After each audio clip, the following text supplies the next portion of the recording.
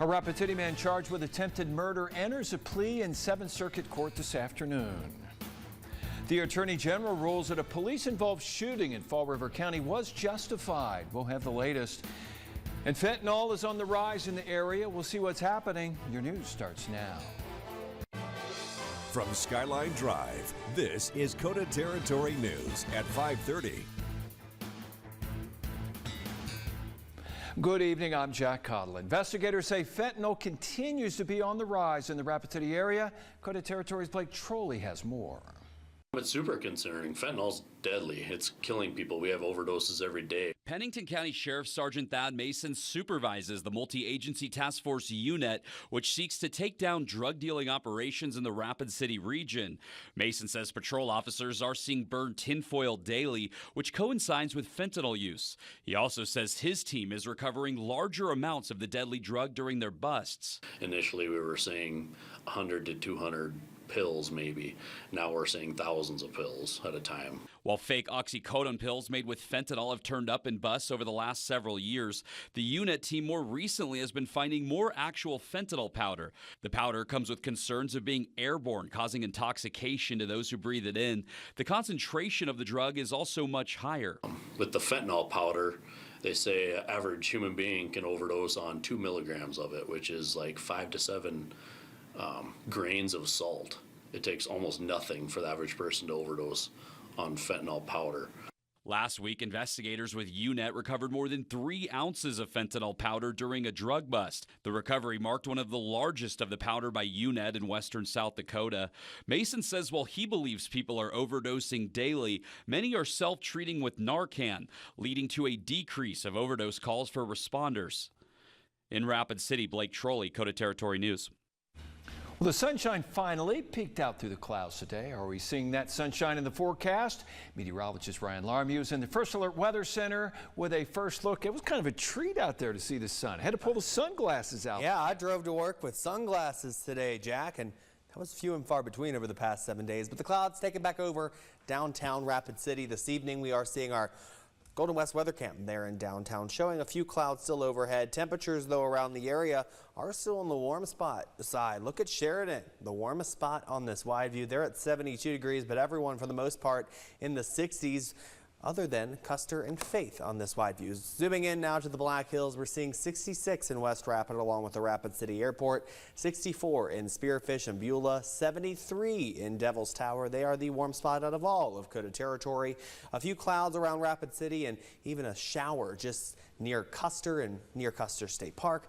But these clouds and rain showers are going to The rain showers are going to exit, but the clouds continue. Partly cloudy to mostly cloudy skies before midnight. Temperatures drop from the 60s into the 50s, but we have warm air and plenty of sunshine along the way for KOTA Territory this next week. I'll be planning all of that out coming up. Thank you, Ryan. The South Dakota Attorney General's office says an Oglala Sioux Tribe police officer was justified in firing 3 shots at a vehicle in Fall River County in a pursuit that started on the Pine Ridge Reservation on May 2nd. In that report, Attorney General Marty Jackley says it was reasonable force because lives were in danger. The report says the suspect's vehicle accelerated to over 100 miles per hour after an attempted traffic stop and said the Jeep swerved around a school bus in Fall River County and then headed east. The report said the officer fired 3 rounds at the vehicle as it swerved towards 2 officers in the ditch along Highway 18, hitting a passenger in the front seat in the arm. Cody Dittman was captured in Nebraska fleeing on foot after he says the Jeep ran out of gas. The report says Dittman was interviewed after being arrested, denied attempting to hit the officer, but said he had no intention of being captured. South Dakota Attorney General Marty Jackley is trying to take over some of the responsibilities previously handled by ICE. KOTA Territory's Grant Green spoke with the Attorney General on why he believes this will not only make the state safer, but more cost efficient. The deportation process for illegal immigrants and those in violation of immigration law will soon look very different. We were at ICE's mercy on when they were going to respond, how they were going to address it, when they were going to begin deportation. Now, because we're part of the task force, we have the ability to do that. Agents will be able to serve warrants, conduct arrests, and do everything up to the deportation of the individual to ICE detention facilities, and will not be at the will of the schedule and abilities of ICE. which was the case when dealing with a former USD basketball player.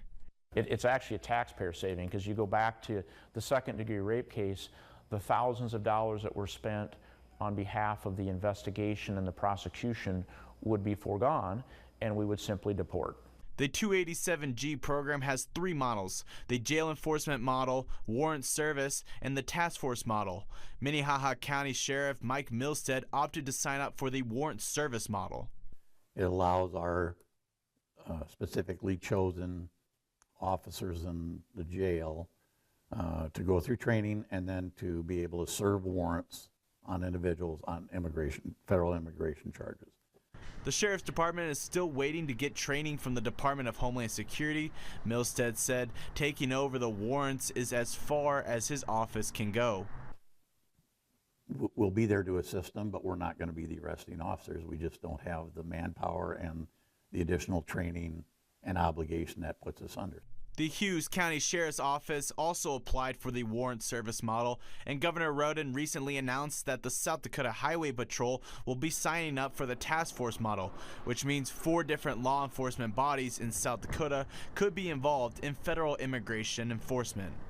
In Sioux Falls, Grant Green, KOTA Territory News. A man charged with attempted murder after a stabbing last month in Rapid City was arraigned in 7th Circuit Court today. 31-year-old Jacob Sharp is charged with attempted murder in a stabbing April 15th at the intersection of 12th Street and Kansas City Street. According to the probable cause affidavit, the victim was stabbed in the neck and above his right eye, along with 2 small cuts to his ear. That document says Sharp told police he heard the victim break into his residence and says he then told them he charged him with a pitchfork and struck him in the head and chest. Sharp pleaded not guilty to attempted first-degree murder and aggravated assault. He faces 25 years in prison for the attempted murder count and 15 years in prison for the assault count if he's convicted. Sharp is due back in court on July 1st. A water reservoir in Rapid City will be getting a nice restoration to its color. Today, RCS Construction began recoating the Skyline Water Reservoir, which is off US Highway 16 on the south side of town. The recoating is being applied to prevent corrosion and extend the reservoir tank's life. The tank will be drained for about 5 weeks as crews will place many coatings on its exterior and interior. The reservoir plays an important role in helping provide clean drinking water to the community. The reservoir will be out of service during the recoating, which will last until July 1st. It was initially built in 1997 and was recoated in 2011. The city's project engineers said the city conducts diving inspections in the tank every 3 to 5 years. Through those inspections, it was identified that we were starting to see coatings failures with some corrosion and rust on the tanks. So that's what prompted us to schedule the project. Crews will disinfect and test the reservoir before putting it back in service. Leahy said the recoating project will be completed in August. Well, the family food truck season is underway in Rapid City. We'll take you live to the first event of 2025 when KOTA Territory News at 5:30 returns. It's become a summer tradition here in Rapid City, family food truck night, and the season is kicking off tonight. Brad Walton is standing by live at Canyon Lake Park where the feast is underway. Brad? Hey Jack, I'm here live at Canyon Lake Park for the first night, family food truck night of the year. It's a great night out, lots of people here already, even though we just started less than an hour ago. Yeah. I'm here with Jesse from Good Stuff Food Truck. So Jesse, we're in a little bit of a different location, same park, but a little bit of a different location this year. How's that been going for you through the first night so far? I mean, for the first hour, it's been so far so good. You know, you never know how turnout's going to be at a brand new location, but this location is so much better than being stuck in a parking lot like we were before. So it's going to be awesome throughout the year, being able to line up in the park, actually inside Canyon Lake Park, on Canyon Lake Drive, 16 food trucks every single Tuesday night. There's so much more room inside this park. The city parks did an incredibly excellent job redoing the play structure over here. They took all of the wood chips out, put in some amazing turf over there. So it's absolutely new and incredible. We thank them for that. There's so many more parks, so picnic tables. We have so much more for people to sit. And so again, we just thank the city parks for that as well. It is so awesome of them. And yeah, we're just out here having a great time. Again, every Tuesday night, Canyon Lake Drive. Come on out, you guys. Yeah, and I can certainly attest to that. I've seen a lot more people lounging out on the grass than I saw last year. It seems like there's a little more room for it. There's quite a bit of outdoor recreation going on here. And, you know, speaking of that, hey, Dawson, why don't you sauce it? Boom. So if you want to come down here to Canyon Lake Park, have a good time, have some good food, maybe toss the Frisbee, it's a good time, and it'll be going on all summer. Jack, back to you. All right, thank you, Brad. Meteorologist Ryan Larmew says that sunshine returns to Dakota Territory in full force this week. He tells us our first completely sunny day and your accurate first alert forecast next. Now, the First Alert Forecast with meteorologist Ryan Larmew. It's a little bit of blue still left in the sky in Rapid City right now. We're looking over downtown on our tower camera. Golden West Weather Cam shows 66 degrees in Rapid City for a nicer feel compared to the weekend where we were stuck in the 50s. And look at these temperatures across the area. 58 right now in Faith, one of the coolest spots on the plains. 53 in Custer. 72, one of the warm spots in Wyoming. They are at Sheridan for that 72 degrees. 67 in Pine Ridge. 66 at Hot Springs and Edgemont, along with the airport. And in some other areas, we're seeing 64 in Rapid City, 59 in Nemo, and these temperatures continue to drop throughout the night. We'll finally get out of the 60s in Rapid City by around 8 o'clock, and then towards midnight, temperatures continue to drop. Unfortunately, though, we are still going to see those clouds hang around for a majority of the night, and we'll see partly to mostly cloudy skies to wake up to tomorrow morning. But keep those sunglasses handy because some of those spots of sun could be a little bright. 48 degrees to start us off tomorrow. That's our low temperature tonight. Then we're in the mid-60s by around 9 a.m. Temperatures back in the 60s tomorrow, the mid-50s rather, back in the 60s for highs tomorrow, and we could see a few isolated thunderstorms by the afternoon. A mix of sun and clouds for partly cloudy skies. As we head throughout the day, Art Alley is going to be a nicer time in the sunshine rather than those storms. But here's what Futurecast is telling us that's going to be happening over the next couple of hours. We are talking about the possibility of a few stray showers in northeast Wyoming tonight, maybe even a rumble of thunder or two. Can't rule that out, but we are likely going to be seeing that stick into parts of northeast Wyoming, maybe clipping southwestern South Dakota, Rapid City. We should stay dry. Can't rule out a stray shower impacting us tonight. As we head throughout the day tomorrow, we could see some of those thunderstorms that you just saw here bubble up near the Black Hills and possibly cause some thunder to rumble throughout the day. But good news, here's what we're tracking for Thursday. Lots of sunshine in the morning, and that's looking to continue all day long, and that's looking to continue into Friday as well as we start to see sunny skies dominate the forecast, and that leads to warmer temperatures. Average high temperature of 70 degrees will hit that Thursday, but we're 10 degrees above average on Friday, sitting at 80 degrees. It's going to feel wonderful, and then by Sunday, a little taste of summer for the end of the weekend. 86 degrees for a high, and those temperatures are going to feel nice. We'll be around average tonight in Rapid City, 48 degrees in Philip and Kadoka, along with plenty of other locations as we see Spearfish, Belfouche, Newell, Sturgis, Rapid City, Keystone, all at the 48 degree mark, but temperatures in Deadwood, Lead area around 45, 44 in Custer tonight as those temperatures increase back into the 50s in parts of the hills, 60s in the foothills and much of the rest of KOTA territory. Sheridan might be one of the only locations making it into the 70s by the afternoon and evening hours. Isolated storms mixed with sun and clouds throughout the afternoon and evening hours, and then the sunshine begins its domination. That means temperatures rise. Everyone in the 70s by the end of the work week. Rapid City at 80 degrees for Friday. And then we're 86 for Sunday, a completely sunny weekend. Jack, that means we got through the gloomy, soggy, rainy weekend last weekend. Now we're treated with sunshine all next weekend. I saw 86 up there. That's very exciting to me. Oh, I can imagine. You must be doing a little happy dance in the commercial breaks. And like you said, the sunshine is dominating. It is. All right. Thank you very much, Ryan. Well, coming up, there's some big Rush news to tell you about this evening. Plus, we check in with the Hill City track and field team as the Rangers gear up for this week's state meet. Vic Quick has all the details next in KOTA Sports.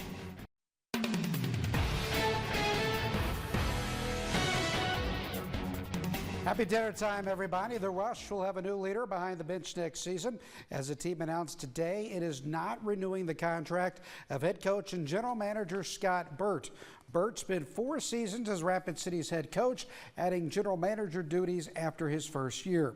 Under Burt's guidance, the team racked up a 130, 129, and 29 record, qualifying for the Kelly Cup playoffs in 2022. Burt was diagnosed with a brain tumor back in December and missed part of this season due to his treatment. And the team says a search for a new head coach will begin immediately.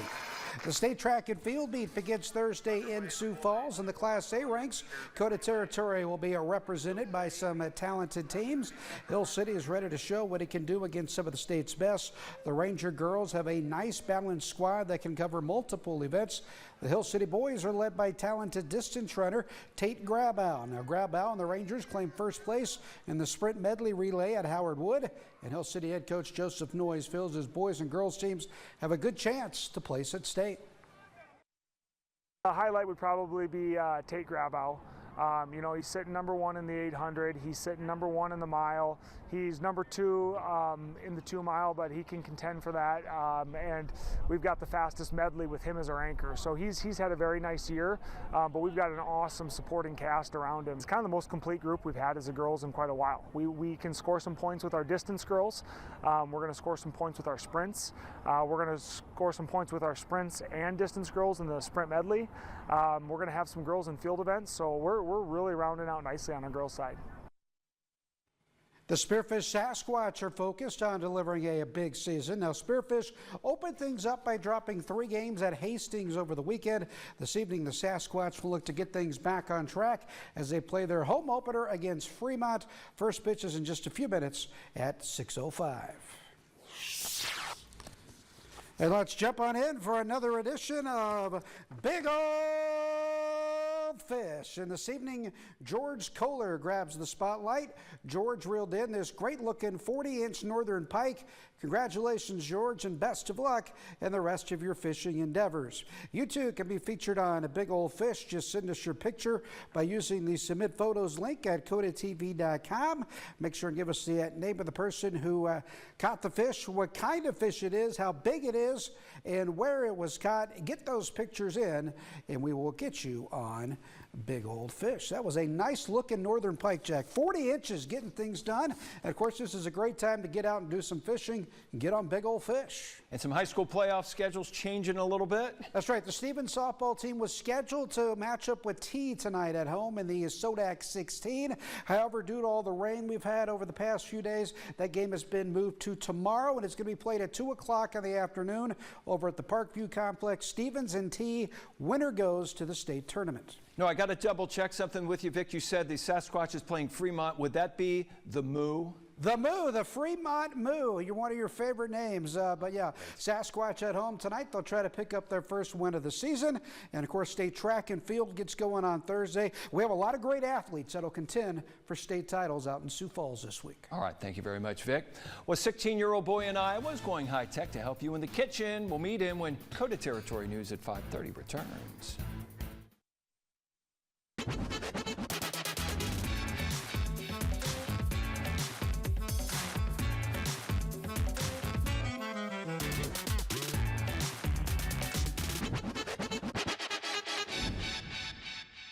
Be sure to tune in to KOTA Territory News at 6 on Fox. A former South Dakota prison inmate turns his life around by creating his own business.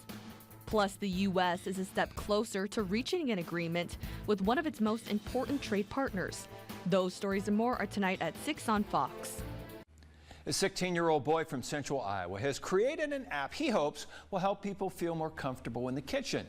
The Pesto app is live and can answer questions about cooking, baking, or anything kitchen related. Nicole Tam spoke with the app's creator about his work.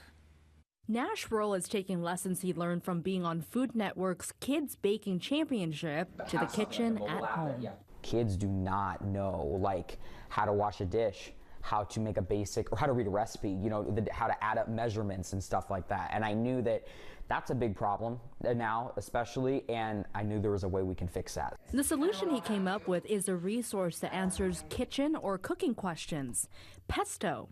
We like to call him your super smart, judgment-free cooking buddy. Pesto is powered by artificial intelligence. Creating Pesto was the challenge itself. The learning curve was really fighting against what code can do and what software can do versus what I want it to do. After months of learning and hard work, the Can Cook app is live, answering questions about cooking, baking, or anything kitchen related. And unlike other AI apps, this one is trained to only answer kitchen-related questions. If I can provide a free app that has information I've had to hand type or hand upload, you can only ask it about certain questions that have been input. So if you ask it about cars or trucks, it wouldn't answer.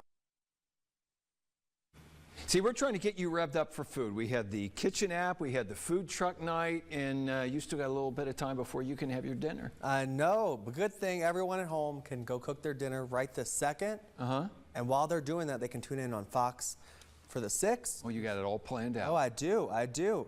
But save the barbecuing for the weekend because chef's kiss. It's going to be beautiful. All right. And we have to get through some clouds tonight, though, maybe a stray shower or two. Let's go to the graphics here showing 50 degrees in Sheridan, one of the warm spots across the area. Plenty of places in the 40s, 48 in Rapid City and many other locations. Partly cloudy skies tonight, a stray shower, especially in Wyoming. Tomorrow, isolated storms mixed with sun and clouds throughout the day. Sheridan, the warm spot at 71. Rapid City, we're at 66. I grilled in the drizzle last night. Did you? And it still was tasty. And you didn't bring me any. I did not. Thanks for watching KOTA Territory News, your local news and weather authority.